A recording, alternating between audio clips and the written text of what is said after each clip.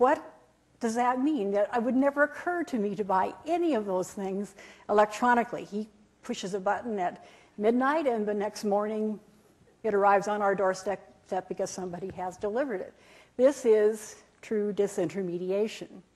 Zappos has replaced, I'm sorry to tell you, Nordstrom in my shoe shopping world, and we can go on and on and on. When we want to travel, etc. Well, this disintermediation has rolled over our world as well. And for people who are searchers, sort of now becoming quainter and quainter idea, searching for someone else, means that we are now helping them make decisions about which products to buy, helping them learn how to use them, helping them when they get in trouble because they don't choose the right tools or don't use them very well.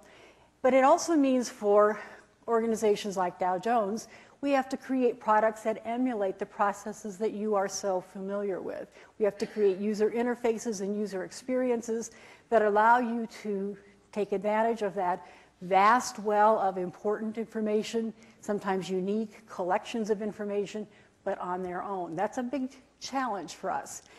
It also deals with the rise of the individual. We've heard that mentioned a couple of times. Individualized education, for example, customized in education. This is true for information products as well.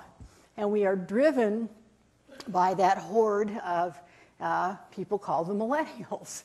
I mean, I was in the horde of people called baby boomers. This horde is replacing us in terms of influence, in terms of culture, products, and society in general. They are digital natives. They are always connected.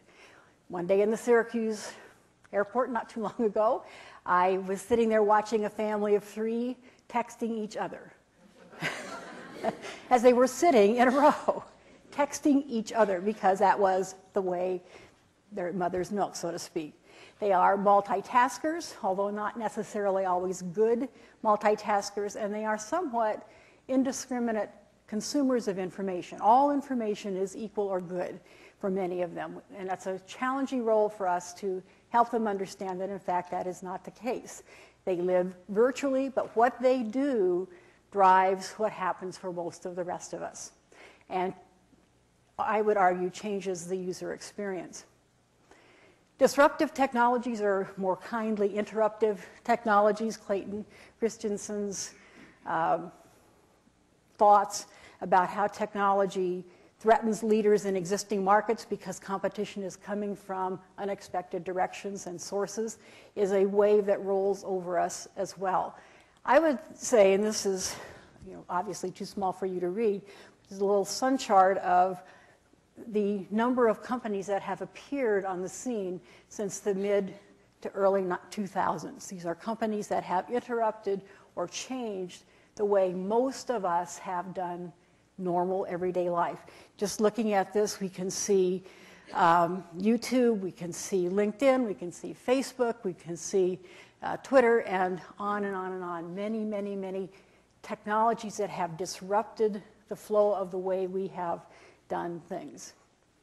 And all of those things add up to increased competition for just about every sector of our lives. Competition for resources, the natural environment, water being a huge commodity that's going to be competitively treated in the future. Competition for jobs. We're not only competing with people outside our geographic zone, but people with different backgrounds. People who come from the research space, from the IT space, from the other kinds of technical spaces and so on. Competition for attention. Our schools are looking for students, attracting students. We're competing for attention among that broad millennial generation. And in the commercial world, competition for sales, competition for customers, competition that squeezes us into ever tighter methods of competing and looking for attention.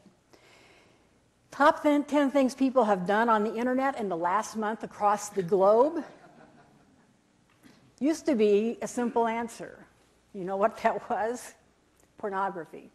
That was the original driver of use on the internet, strangely. Not even on this chart at all. 81% have used a search engine to find information. 81% globally.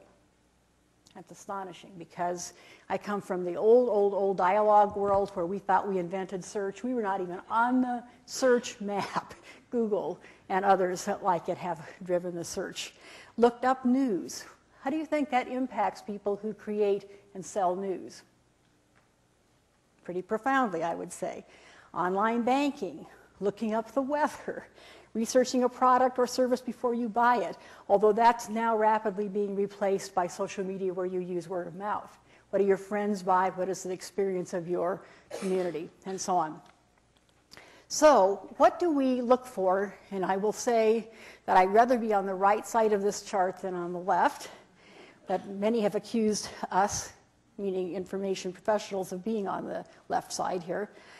Things that employers look for when hiring people, and I predict into the future.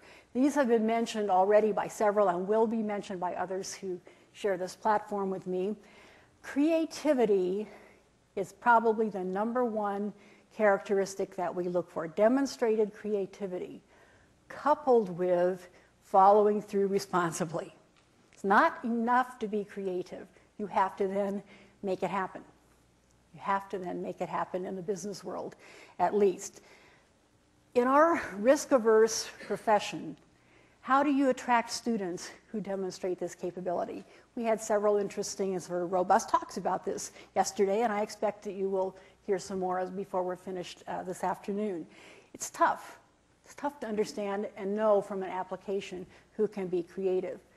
We also have to be willing to find people who are able to take risks and be a joyous embracer of foolishness, or ability to look foolish, risking looking foolish, asking the dumb question, asking the question that people think you might already need to know the answer to. So risk-taking, and risk-taking on a personal level is important.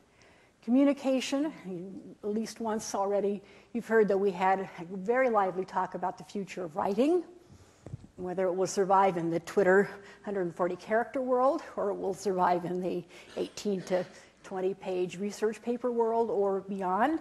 I don't know that any of us know the answer to that, but it's a profound question that we need to consider. Listening, and more than listening, understanding what you are hearing, and then taking that knowledge to the next step. And then a word I hear in my job every day is agility and flexibility. So thank you for listening to my thoughts, and I'll be happy to respond to questions when we get to that portion of our panel.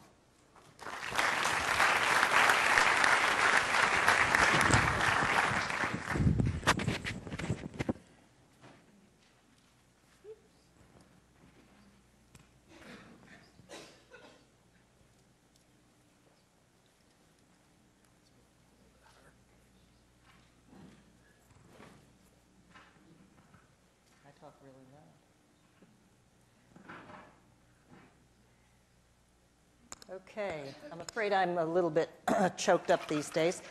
The bad news is that if you listen to Michael this morning, and you listen to Derek's introduction, and you listen to Anne, you've really heard a lot of what I said. I'm just going to say it in a little different way. The good news is that we're really very much in agreement about some of the things that we see coming up in the future, and some of the things for you to be thinking about. So my assistant kept saying, Gary needs a title. Gary needs a title. He needs it today. Okay, so I was kind of thinking about, 2050. Imagine what? So I looked a little bit to science fiction, and that's Star Trek. And then I thought, oh, Watson. And then I thought about the Knowledge Navigator. That's where the title came from, looking out. The assignment that I read that Gary gave us was, what is the future we want? Not necessarily the future we think is going to happen in 2050, how to prepare students, how to identify a set of challenges, and some recommendations. So I'm going to try to follow that. Well, you wake up 38 years from now, technology changed faster, types and volume of content, interoperability is in steroids, everything is a bit.